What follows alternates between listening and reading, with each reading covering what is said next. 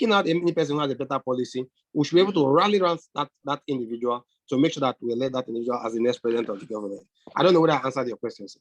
Yeah, completely. You answered my question. I also have a follow-up question because whenever you speak, I will always pinpoint follow-up question. But that will be my next question for you. I will ask probably after discussing with asking Nnamdi Achono and Ms. Ndubuisi. So back to Mr. Nnamdi Achono. We've been discussing about zoning for the 2023 presidential election. Do you think zoning will be a major factor for the presidential ticket?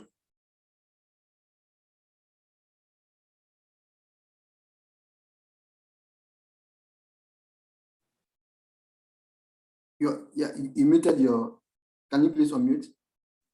Yeah, perfect. Okay, thank you very much. I don't think the issue of zoning is the problem of our politics in Nigeria. The presidency or the president of the country can come from any part of the country, but who have the interest of the whole nation at hand.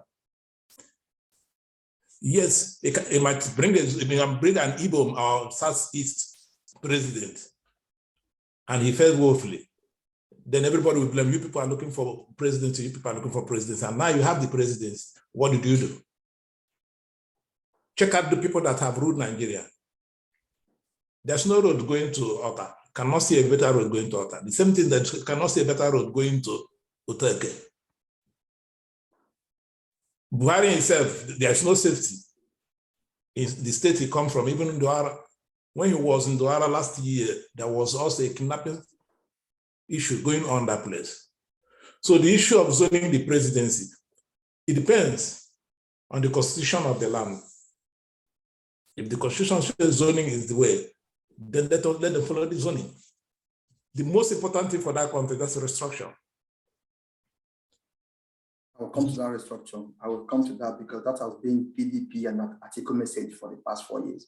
I'll go quickly to Ms. Ndubuisi. People have been clamoring for Mr. Peter Obi to declare his interest for the 2023 election. The question is, will his campaign, when he declared, will its campaign be a social movement just like the NSAS movement? Is this question to me? Yes.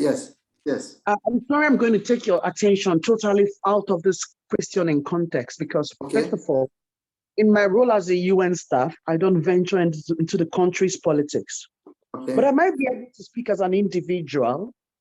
And this is how the preparedness of Nigerian citizens for the forthcoming elections, vis-a-vis acquiring the voter's card. You know, how ready are we, even as we begin to discuss the candidates? You know, what's going to be, I'm thinking that the role why we have come together is to discuss how the Nigerians in diaspora can contribute to 2023 for us to have an efficient and effective election. And that's the reason why I think that we should also be looking at who are the key people. I mean, I haven't met Kenneth for the first time, but I've seen the things he posts on social media, and I know he has a lot of followers, and I know he controls some level of influence. And then that comes to me to ask some questions. How ready is the diaspora willing to support the next forthcoming elections? Number two is that what is the role of each of us, you and I, to ensure that everyone has a voter's card? Now, if you're going to align it, someone made mention of the NSAS kind of thing, which I know in my office I was reporting to. You know, how have we contributed to making our youths to say, yes, of course, there are challenges we have in Nigeria. How do we move out of the complaint box to now a solution box? What are we bringing as diasporans, you know, to Nigeria? And finally, I would also want to maybe answer some of the questions. Like, basically, I'm Nigerian. I might be German from the back, you know, but I'm my first originality is that I'm Nigerian, and I'm very proud of my heritage, and that's why I'm back to Nigeria to see what I can contribute to Nigeria to ensure that, you know, we have a sustainable livelihood.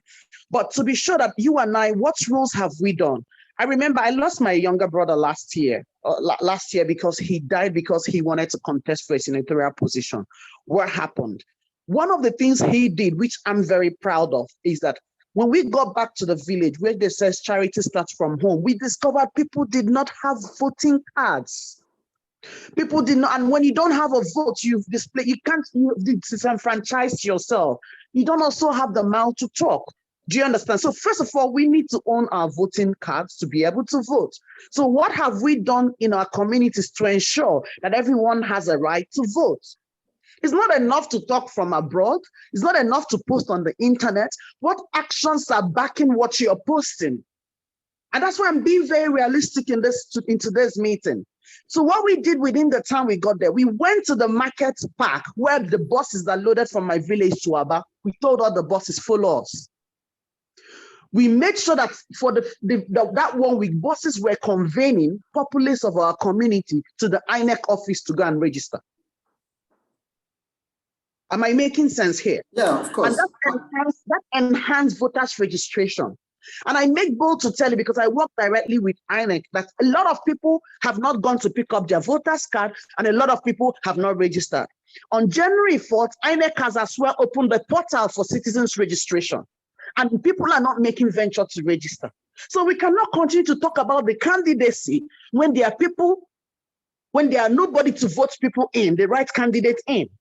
So whether we want it or not, the right candidates will be there. Some other candidates will be there. I'm not here to say who is right or who is wrong, but with our voters card, my dear, we can ascertain who we want to bring in. Okay, I want to ask you a follow-up question, just to inform you.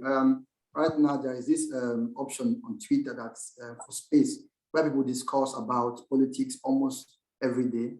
And one of the major information that have been so far spreading on Twitter, Edu can also testify to that, is the option for people to have voters card. This is like everyday program on Twitter, the importance of every individual to have voters card. And when I listen to some of the space interviews, what people are complaining is not about voters card. Most of the people on space, like 70% of them always come with a voters card to declare that, yes, I have my voters card, I'm registered. The problem most of them have shown interest on is, does their vote actually count? And this is the question I'm asking to you, Ndubuisi. The youths now are much more interested in politics than 2019. No, let me tell you, I led elections in UNDP Nigeria for Ekiti State, Osun State, and the last elections. I led election project. And for Ekiti State, people watched their vote. Did you see what happened in Anambra State this last election? Yes. We did not send a message to the voters themselves. Yes. Did you not see people who turned down and said funds were given to them and they were on the television? People turned it down. Yeah. So as much as, like you said, that the narrative have changed, the narrative has actually changed right now. People want a change. You and I and our family, they are craving for a change in governance. They are craving for a change everywhere.